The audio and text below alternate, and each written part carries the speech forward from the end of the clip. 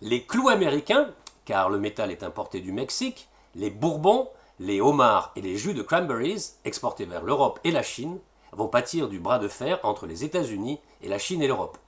De l'autre côté, ce sont pour le moment surtout les entreprises technologiques qui sont menacées. Guerre commerciale entre les États-Unis d'un côté et la Chine et l'Europe de l'autre, les perspectives d'une escalade ont inquiété les marchés ces derniers jours. Mais on peut se poser la question, qui perd, qui gagne dans ce nouvel environnement qui rebat les cartes? Vous allez le voir. Dernier développement en date, dans le bras de fer sino-américain, les États-Unis veulent limiter les investissements chinois dans les entreprises technologiques américaines pour, disent-ils, empêcher les transferts de technologie vers la Chine. Cela concerne des secteurs comme l'aéronautique, la robotique et des véhicules utilisant des énergies nouvelles. Donc on le voit, c'est plutôt de la technologie. Et côté européen, guillemets, la guerre commerciale est déclarée, guerre commerciale, c'est le terme qu'emploie cette dépêche de l'AFP, est déclarée entre les États-Unis et l'Union européenne après l'entrée en vigueur de droits de douane additionnels en Europe sur des dizaines de produits américains, comme les jeans, le bourbon ou les motos. Ces nouvelles taxes sont la réponse des Européens aux taxes de 25% sur l'acier et de 10% sur l'aluminium imposées par les États-Unis à la plupart des pays du monde. Alors, comment réagit la bourse?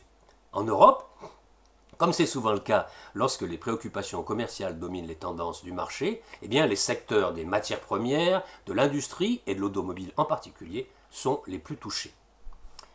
Voilà ce que nous disent les analystes de la financière de l'échiquier. Alors que les premières conséquences sur les entreprises commencent à apparaître avec l'avertissement sur résultat de Daimler, les développements futurs de ce dossier seront à suivre de très près. Très bien. Cela dit, les secteurs les plus orientés vers l'intérieur, vers les marchés domestiques, comme par exemple la banque assurance, les services aux particuliers, les loisirs et la construction, sont largement épargnés. Mais attention, il ne faut pas non plus exagérer l'impact de cette situation. Pour Benjamin Mellman, directeur d'allocation d'actifs et d'aide souveraine chez Edmond de Rothschild AM, guillemets, les craintes de protectionnisme refont surface aux États-Unis. L'annonce de taxes à l'importation sur l'acier et l'aluminium, l'enlisement des négociations avec la Chine et le NAFTA, l'éventuelle surtaxe à l'importation sur l'automobile laissent craindre une escalade de mesures protectionnistes au niveau des grandes puissances. L'intensification de la rhétorique protectionniste n'est qu'une demi-surprise à l'approche des élections mid-term aux États-Unis.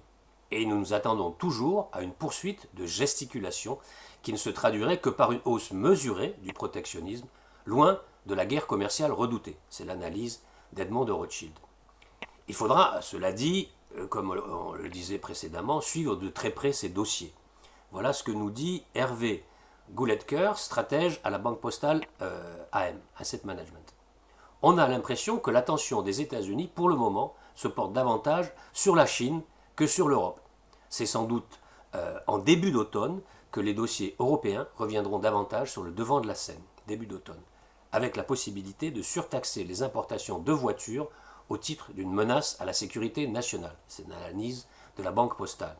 Et pour Benjamin Mandel, stratégiste multi-asset solutions chez JP Morgan AM, la perception par les interventions, par les investisseurs du degré de probabilité de ces conséquences extrêmes continuera d'alimenter une volatilité accrue sur les marchés, sans pour autant, nous dit JP Morgan, sans pour autant affecter, à notre avis, la direction des résultats boursiers de cette année.